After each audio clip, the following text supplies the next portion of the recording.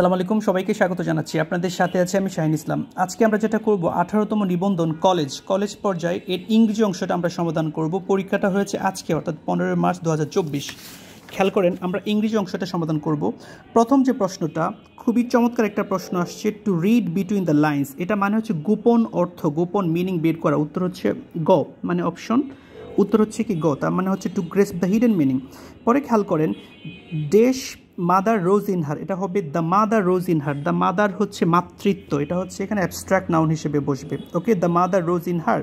পরে খেয়াল করেন 28 নম্বর যে প্রশ্নটা, উড হ্যাভ আছে, তো উড হ্যাভ যেহেতু আছে তার মানে থার্ড কন্ডিশনাল, তার মানে এখানে প্রথম অংশে কি থাকবে, পাস্ট পারফেক্ট টেন্স থাকবে। উত্তর হচ্ছে খ। উত্তর হচ্ছে কোনটা, আমরা বলছিলাম খ, তার মানে if Rina had seen me I would have called her. পরে খেয়াল করেন 29 নম্বর যে প্রশ্ন, ডু ইউ এনজয় টিচিং। এখানে টিচিংটা হচ্ছে কি জেরান্ড, টিচিংটা হচ্ছে কি জেরান্ড। এটা হচ্ছে এনজয় হচ্ছে কি ট্রানজিটিভ ভার্ব, ট্রানজিটিভ ভার্বের পরে যেটা বসে জেরান্ড বসে। ওকে, পরে খেয়াল করেন 30 number, English is spoken across the world. উত্তর হচ্ছে কি গ, এটা পেসিভ আছে, English is spoken across the world. পরে 31 নম্বর প্রশ্নটা খুব চমৎকার একটা প্রশ্ন, হু উইল হেল্প ইউ, তার মানে পেসিভ যেটা হবে by whom will you be helped. উত্তর হচ্ছে প্রথমটা হচ্ছে উত্তর, by whom will you be helped. পরে খেয়াল করেন আই এম ইউজ টু। এখন দেখেন ইউজডের আগে বি ভার্ব আছে, যেহেতু বি ভার্ব আছে এরপরে টু এর পরে ভার্বের সাথে আইএনজি হবে। উত্তর যেটা হবে উত্তর হচ্ছে খ, তার মানে আমরা যেটা বলছিলাম I am use to studying in crowd places. পরে খেয়াল করেন 36 নম্বর যে প্রশ্নটা, এটা খুব চমৎকার একটা প্রশ্ন, বিসিএস এর থেকে রিপিট হয়েছে। A speech full of too many words, এটা হচ্ছে ভার্ব স্পিচ। ওকে, পরে 34 নম্বর যে প্রশ্নটা, the enemy gave in at last. Gave in মানে আত্মসমর্পণ করা, তার মানে উত্তর হচ্ছে ইয়েল্ডেড। উত্তর হচ্ছে কি গ। পরে খেয়াল করেন দ্য ফ্রেজ গেট দ্য অ্যাক্স, এটা মানে চাকরি হারানো, তার মানে লুজ দ্য জব। কী হবে বলেন তো, লুজ দ্য জব। তারপর 36 নম্বর যে প্রশ্নটা, the Spectator was a lady, তার মানে এখানে খেয়াল করেন ওয়াজ আছে তো পাস্ট, তার মানে আমরা যেটা ট্যাগ কোয়েশনে ওয়াজ বসবে, আর বাক্যটা হচ্ছে অ্যাফার্মেটিভ, তার মানে ট্যাগটা কি হবে নেগেটিভ, তার মানে উত্তর যেটা হবে ওয়াজন্ট শি। উত্তর কোনটা হবে গ। পরে খেয়াল করেন 37 নম্বর যে প্রশ্নটা, now many women are working dash home with man, তার মানে এখন অনেক নারীরা ঘরের বাইরে পুরুষের সাথে কাজ করছে, তার মানে working outside home, working outside কি হবে হোম। পরে খেয়াল করেন the verb form of deceit হচ্ছে নাউন, এটা মানে প্রতারণা, এটার ভার্ব হচ্ছে ডিসিভ। উত্তর হচ্ছে কোনটা 38, ক নাম্বার হবে উত্তর।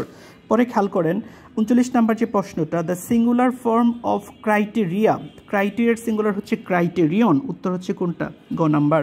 পরে খেয়াল করেন আপনাদের সবার প্রতি রিকোয়েস্ট থাকবে আমার চ্যানেলটা সাবস্ক্রাইব করার জন্য, English technique with Shahin subscribe করার জন্য।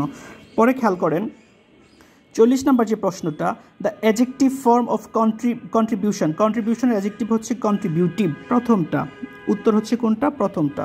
পরে খেয়াল করেন মুভ অর ডাই, এটাকে সিম্পল করতে হবে, সিম্পল যেহেতু করবো তার মানে আমাদের করতে হবে একটা ফ্রেজ বানাইতে, without moving you will die. উত্তর হচ্ছে কোনটা গ number, without moving you will die.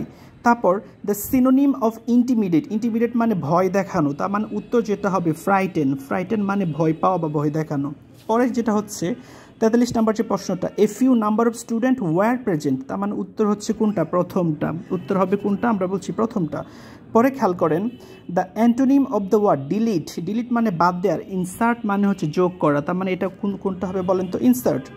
পরে যেটা বলছি a letter is going to be written by him, এখানে গোয়িং টুটা হচ্ছে একটা মডেল, তার মানে হচ্ছে I am going to write a letter, এটা হচ্ছে সঠিক উত্তর।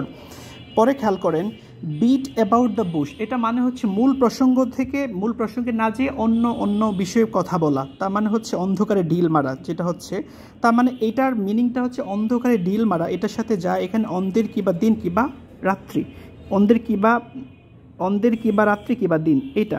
পরে খেয়াল করেন ধূমপান স্বাস্থ্যের জন্য ক্ষতিকর, এটা হচ্ছে smoking is dangerous for health.